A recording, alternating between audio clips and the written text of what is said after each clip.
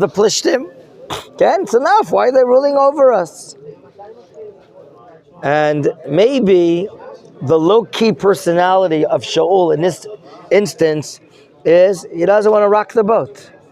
He doesn't want to arouse the opposition of the Plishtim. And that his son cannot tolerate. His son says, we need a malchut. We have to be independent in our land. And now we're about to see something very interesting, where he's going to do something, a total surprise, not known to his father, Melech Shaul, not known to the Jewish people, yet very exposed to the Plishtim forces, and basically endangering his life. So remember, the Plishtim, the Matzav Plishtim, their force is in Michmash. Migron is opposite. We'll see later, Shaul, or some people sitting underneath a what? A Eitz Rimon there in Migron. Further back is Geva and Shmuel, and their soldiers, they're probably in Geva. And Shmuel is in, and Shaul, Lechora, are in Givat Binyamin, the capital, where we say is Pisgat Zevav today. Okay? We're now in Perek Yudalid. Vayihi Hayom, the days come. Wow, how dramatic. Hayom. The author Shmuel knows exactly what he's talking about. Here we're about to see a day where until now the Plishtim have been in control of the land of Israel, military-wise and economic-wise. The day has arrived and Johnathan takes the initiative by himself. Vayomer Johnathan ben Shaul el Anar. Interesting, he's called Ben Shaul, maybe to show how he's the opposite of his father in this case. His father is sitting back, not enlisting soldiers, but Johnathan is. Follow the reading in Hebrew. Vayomer Johnathan ben Shaul el Anar. Nosei Chelav, which we said yesterday, Chazal say it is David. Okay? The little gingy boy who later becomes the chief of staff of the Israeli army, and then the king of Yehuda, and then finally after 7.5 years, the king of all of Israel. And here he's getting some military experience with the son of the king. Come, let's go. Let's go and pass to where the Plishtim are holding. Asher me'ever alaz, on the other side, meaning if they're sitting in Migron or coming from the Migron area, let's go due east. We'll go down into the valley, and we'll go to where the Plishtim have their stronghold. Ulaviv lo igid. This plan he kept to himself. Now, why do you think he kept to himself? Had he went to his Abba, Shaul, do you think he would have received a green light? Likely not. It's the second time he does this already. It's the second time. He's taking the initiative. His father, Shaul, apparently, spiritually, halachically, wants to keep a low profile, not rock the boat. You know, we'll manage like we've been managing in the last years before I was king, even though the Plishtim are ruling. But Johnathan is a zealot. He does not want to accept this as a fact. The question is, if you don't have a standing army, how can you overcome such a strong military machine? So what are we told as far as the lineup? Pasuk Bet. Where is Shaul? Shaul is already moved. V'Shaul Yoshe b'ktzei Giva, tachat harimon asher b'Migron. He left Geva, or Givat Binyamin, and he's moved now to Migron. Today, I passed Migron. As I'm driving into Yerushalayim, Migron was to my west, 100 meters above me. Michmash to my left, 3-4 kilometers down, going east towards the Judean desert. So right now, Shaul has taken a strategic position. However, notice the verb the Tanakh uses here regarding Shaul. Which verb does Shmuel use? Which is very expressive of Shaul's situation. It's Yoshev. What do you think Yoshev is including? What is it suggesting? That he is static. He's not taking a position. We're in chapter 14, Yudalid, Pasuk Bet. The fact that he's Yoshev, it's as if he is frozen, not moving, the opposite of Johnathan. Johnathan is poel, yozem. He's acting, he's initiating, he's doing the opposite. So we see one and an opposite. We don't say like father, like son. Here we see the son is different than the Abba, do we not? Okay? By the way, I've been searching for that pomegranate tree in Migron. I have yet to find it. I don't know if it still exists. The tree may not exist, but let me say the following. The topography is the same topography. Migron of then is the Migron of today. Michmas of then is Michmas today. Migron is sitting higher up, overlooking the present day of highway number 60, which is new ever since the peace accord with the Arabs in 1991-92, the Heskemei Oslo. Okay, Migron is overlooking that road, and it's just mamish opposite Michmash. He has a bird's eye view, Shaul, of what's going on, but he's not doing anything.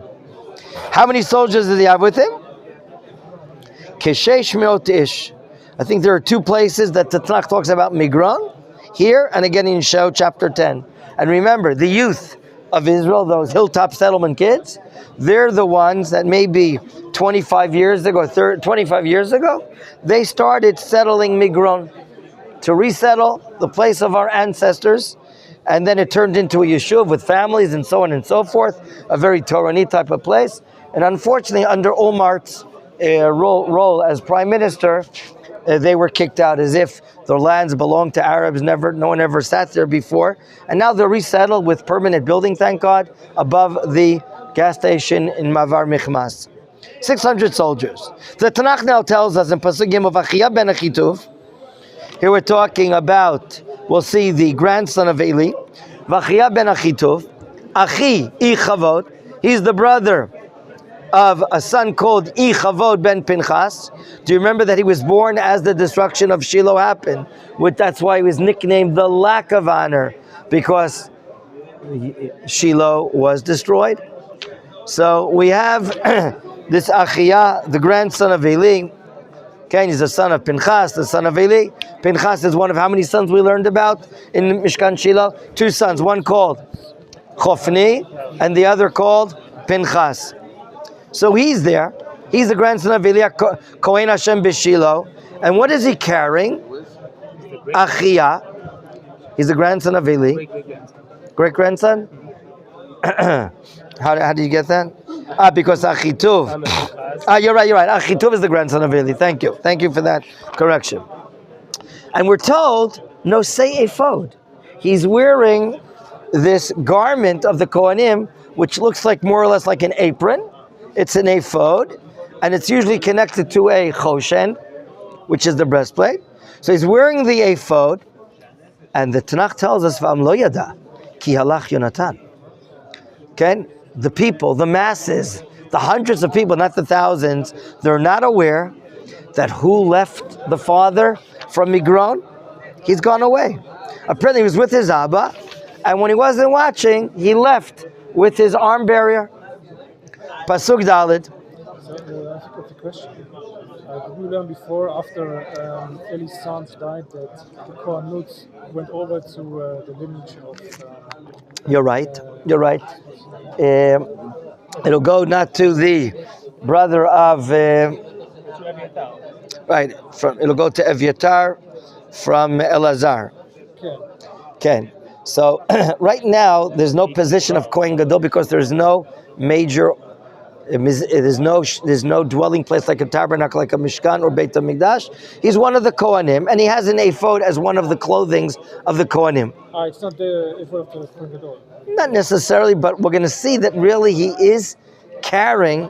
You're asking a good question that I don't have an answer right now, but we're going to learn that inside the ephod he has the Urim V'Tumim. Okay? It really has to be clarified why he. Pasuk Dalet.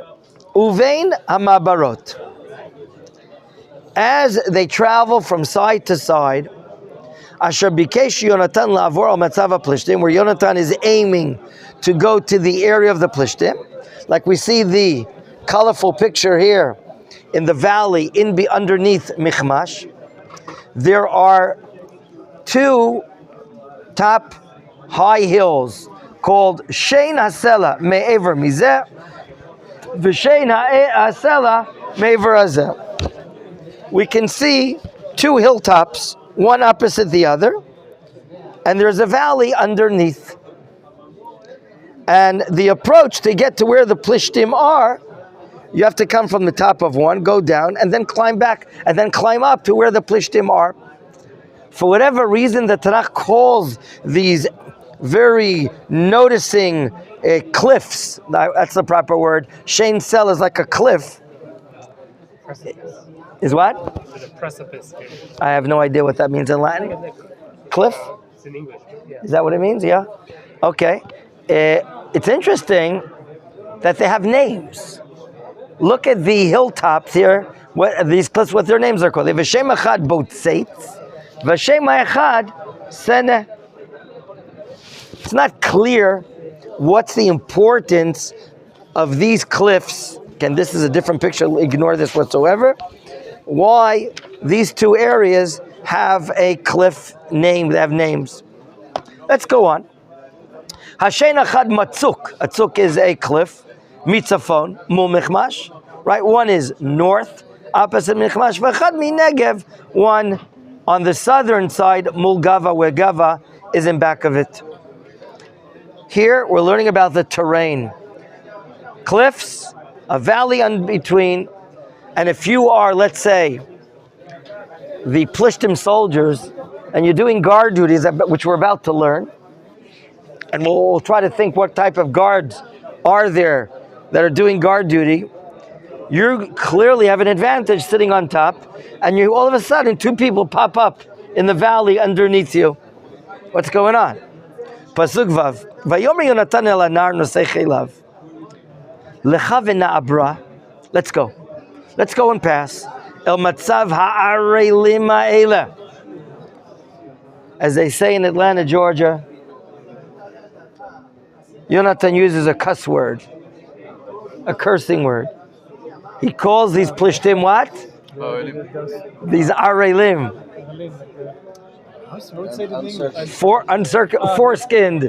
Foreskinned, uncircumcised people. Do you remember when the Plishtim are inland, next to Beit Shemesh area, Emek HaElah, when we went on to the Yom Ha'atzmaut last spring, and we were reminded of the event of Goliath opposite David, and there Goliath is warning and inviting a one-on-one match, and he's cursing the army of Israel, cursing Israel, and David could not tolerate that. And you're cursing the name of God. And then he called them a cursed name, and the word Arelim, right? Arelim is a cheapening word. It's a word of disgrace. You guys are despicable. So this is what Johnathan, very interesting, he's very open, revealed to his barrier, and he's basically asking him a question. Are you willing to go with me? Let's go. Let's go in the direction of where these Arelim are, these Plishtim are. And he says, Ulai yaseh Hashem lanu. Maybe God will do something first, meaning what? Maybe a miracle. Now he's not relying on a miracle, but he says firm words of faith. What does he say in the end of verse 6? Ki ein la Hashem ma'atzor. There's nothing to stop God. Lo shia, to save us. Birav, whether we're many, or bimat, or whether we are few. Interesting questions we should raise here. Number one, what can we learn from the personality of Johnathan that he's bringing this question, this offer, this proposition before the guy that's carrying his weapon? Number two, where in the world did Johnathan learn that God can be so saving of us, even though we're few against the many? Where did he see this happening in the past? Was there a clear event that we were so few in number, and God showed us instrumentally how we can overcome the massive enemy? Oh, excellent case, Gidon. God purposely told Gidon, relieve yourself of the many soldiers, relieve yourself, take as few as possible. And then you're going to attack them from different sides at night with fire, with clay cheres, and you're going to break it. You're going to sound the shofarot. There's a type of warfare that top strategists people know to use, which is called psychological warfare. In the event that you can instill fear in the enemy, then you can cause havoc, you can cause disunity, you can cause terrible retreat, you can cause them what we call a real super balagan. The question is right now, Johnathan would like to tap on, through his great firm faith in God, can we go ahead? Are you with me? He's asking his Nosei Kelav, who years later will turn into one of the heroes of Israel, David. Because God he's praying, Ein LaHashem Matzor. Now this, he could not say to his father. His father in the realistic world was not on this level. Johnathan wants to do it, he's ready to do it, and he wants to know, are you with me? You're carrying my weapons, and he's ready to go, and he's full of faith. Your question, David? So I've noticed that you see, whole time, Johnathan is written without an hey, and then we have Pasuk Vav until very nice. Yud Aleph. It's called Johanna. Okay, Yofi. I was waiting for someone to mention that. When the Perek opened up, Johnathan had his name without the letter Hey. When he starts moving in Pasuk Aleph, at the beginning of the chapter, the name Johnathan appears without the letter Hey.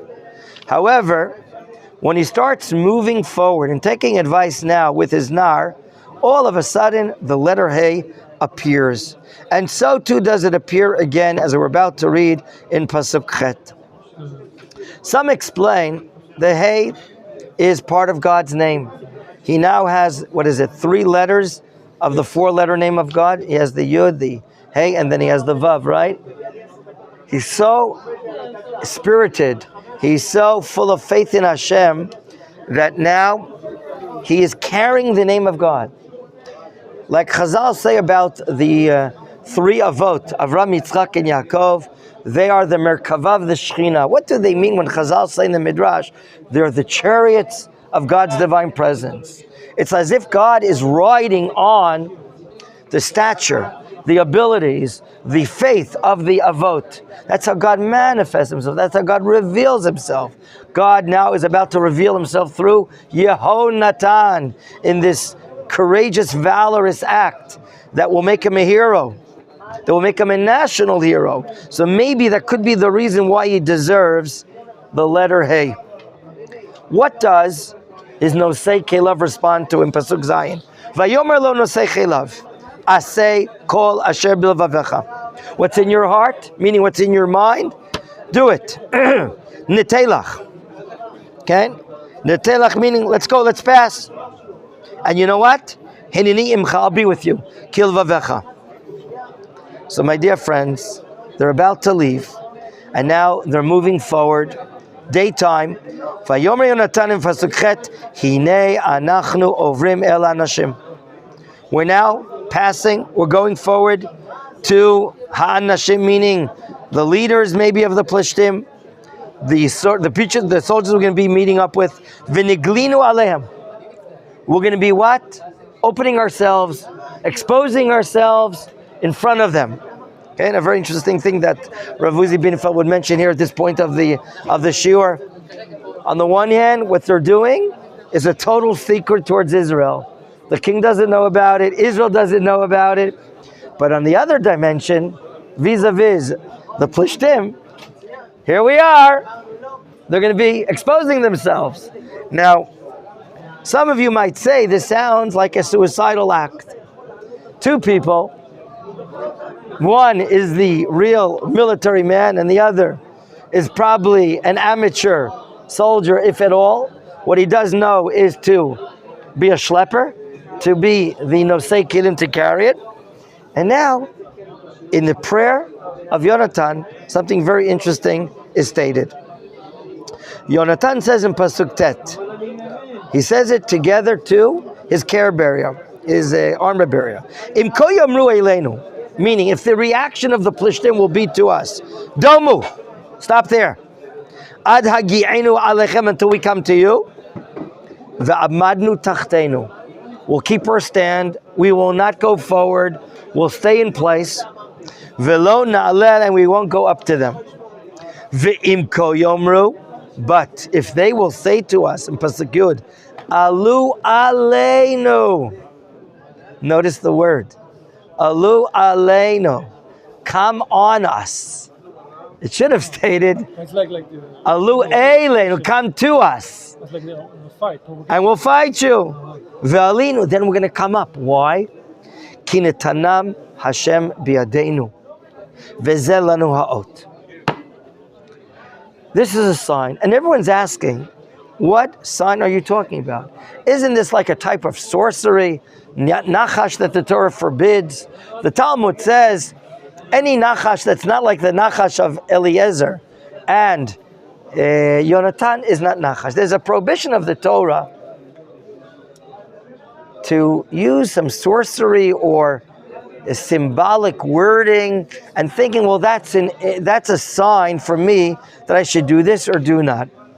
If we read the Rambam and understand the Kesef Mishnah Rambam, I'm sorry, I forgot to bring the source sheets. Perhaps we will see it in more detail in our next shiur. There's something that's weird, not connected, that we're not allowed to do.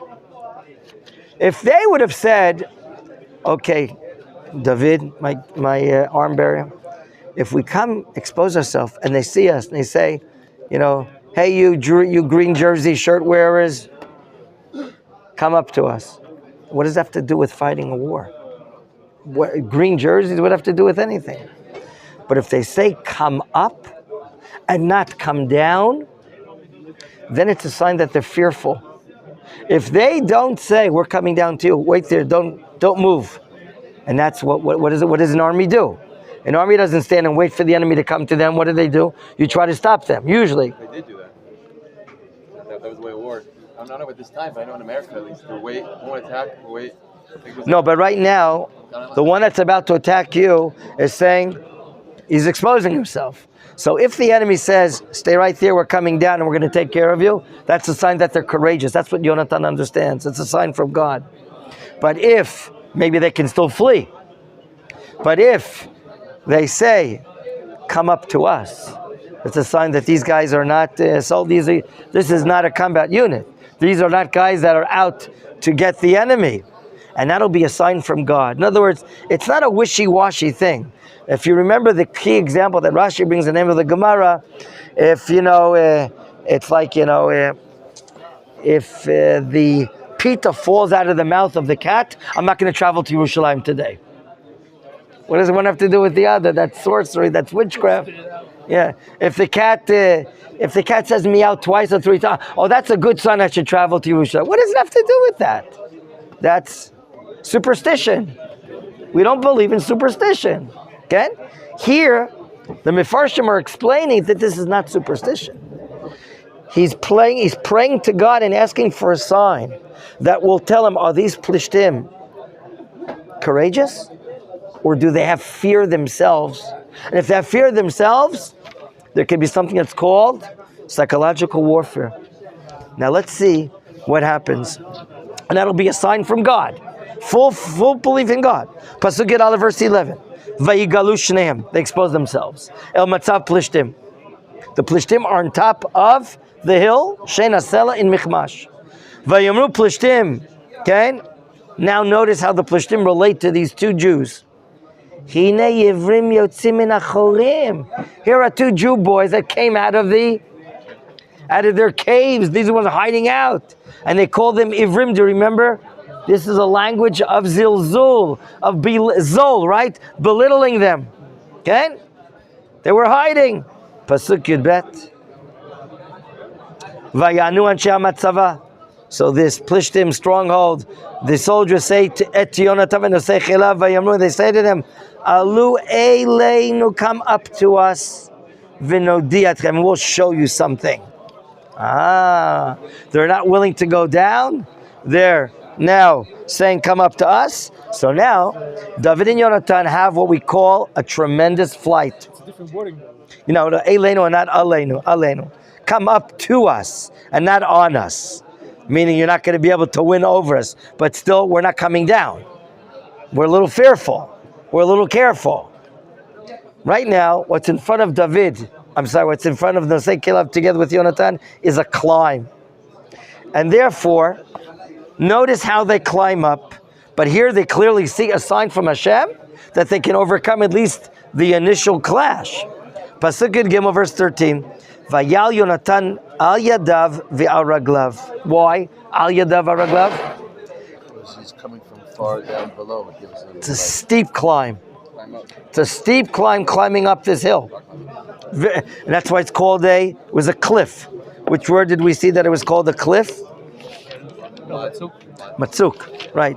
A tzuk is a cliff. What is a cliff? Woo! Very, very steep down. By the way, one of the opinions in Chazal, that this is the area where they send out the Seir Lazazel on Yom Kippur. There's another opinion, though, that's really next to Ma'ale Adumim, and it's right now being settled by one of the nieces of my dear wife. They've built a little ranch, and they're settling land, and they say that is the area of Ezor Lazazel, and there people make weddings in that area there. What? It's Mamish in Ma'ale Adumim, it's desert. I know, I'm saying here it's not a desert. Here, it's, yes, we can say that Michmash is at the seam of the desert, I'm sure. It's not mountain area. So, Vayal Johnathan Yadav Raglav, they're climbing up, as we see in verse 13, V'nosei Chelev Acharav, and he's devoted. The Nosei Kelim is back of Johnathan. What happens? Vayiplu Lefnei Johnathan, V'nosei Chelev Mimotet Acharav. And we're continuing to read in Pasuk Yedalid. V'tia Makar Rishona, this first strike, thank you. Asherika Johnathan V'nosei Chelev Ke, approximately, see the ke? Ke esrim ish. Ke v'chatzi ma'anat tzemed sadeh.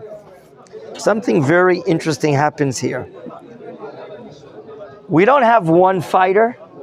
We have here two fighters.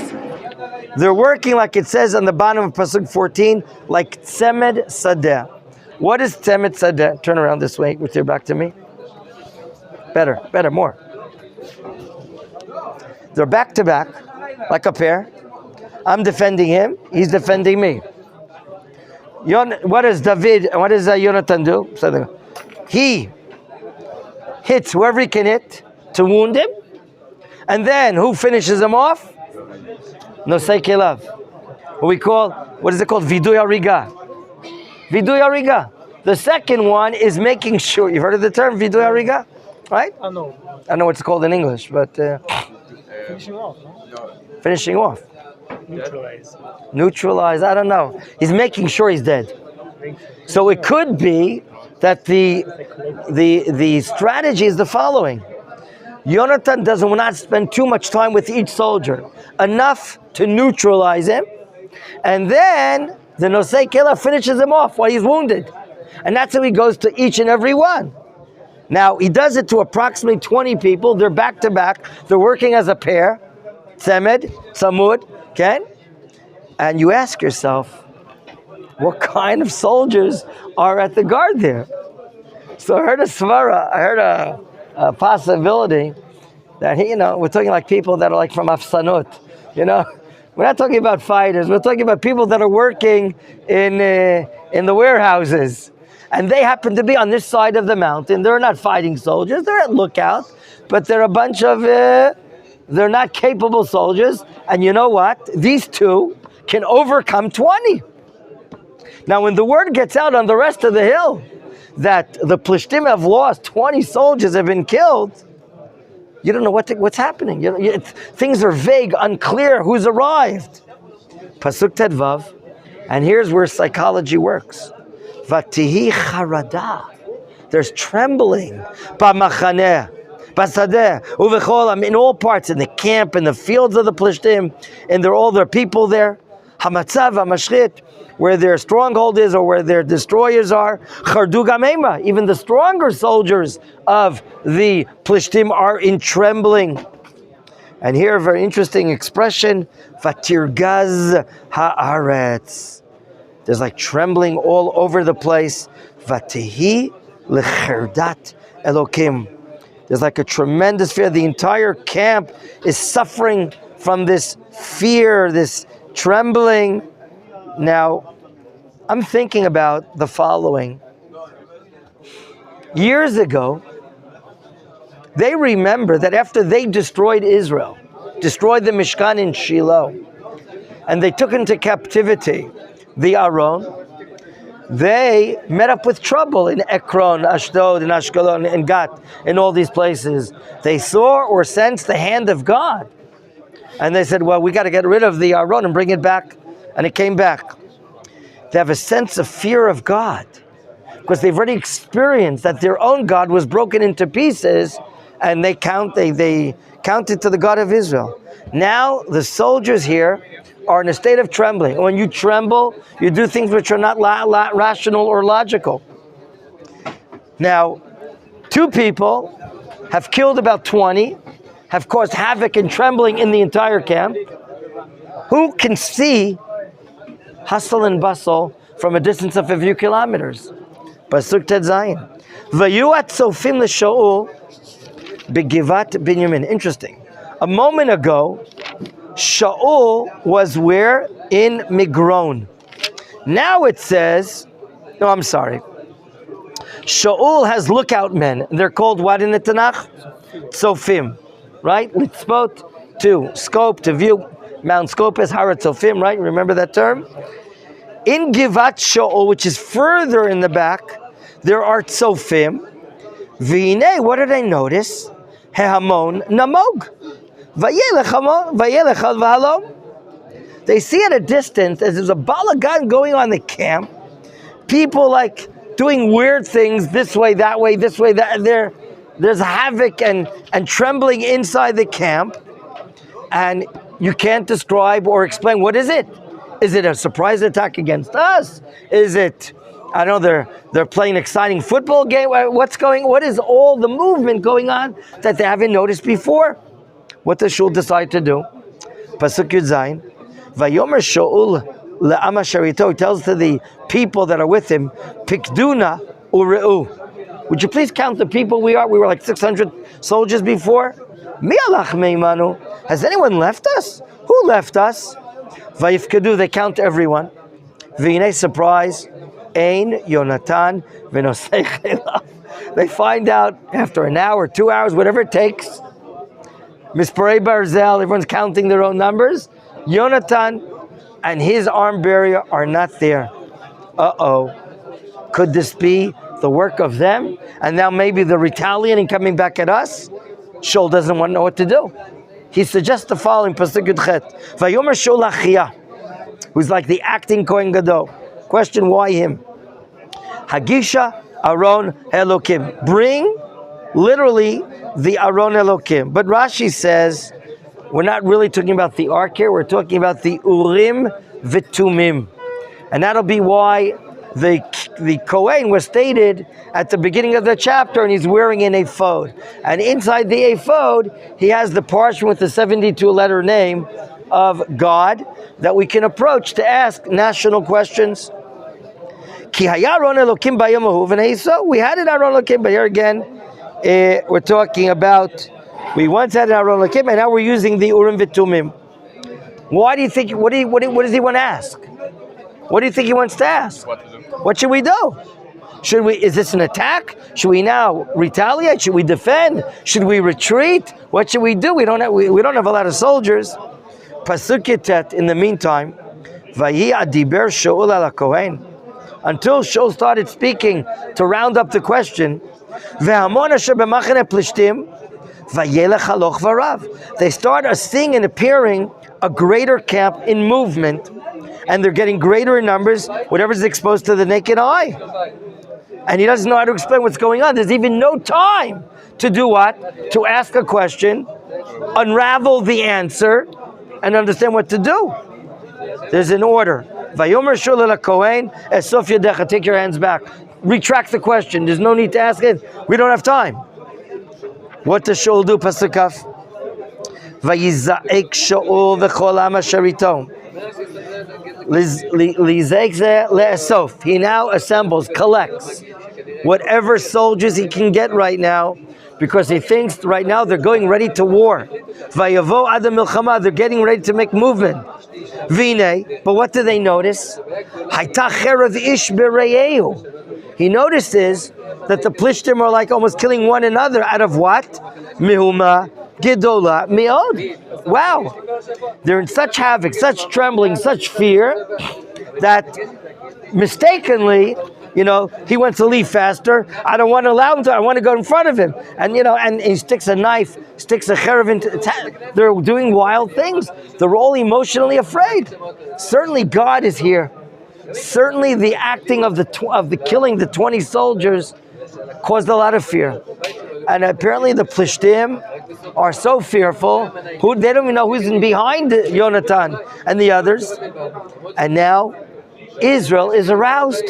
Pasuk Kaf Aleph, who starts to appear. V'ha'ivrim hayula Plishtim ke'etmol shilshom. Do you remember? There were Jews that, how should we call them? Mishatfei Pu'ula. They're collaborating with the Plishtim, and they're called the Ivrim, cheapening word, because they left Israel and decided to join hands with the Plishtim. So those collaborators, Hayula Plishtim Ketmol Shoshom in the past, Asher Ilu Imam B'Machane Saviv, V'gam Heim Aliyotim Yisrael Hashem Shol. Now they decided to rejoin the Israeli forces and leave those that they're collaborating. So it's a very interesting thing, that not only is there havoc and fear in the camp, but it seems those that were formerly fearful of the Plishtim, these so-called low-level Jews, let's call them anarchists, whatever.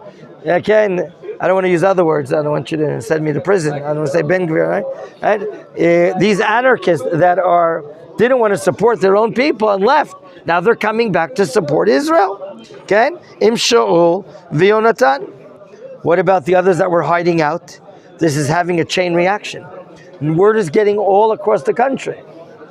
Pasuk Kavet, V'chol ish Yisrael hamitchabim b'har Ephraim. Those Jews that were hiding in caves, in mountains, inside the Ephraim mountains, which is due north of here.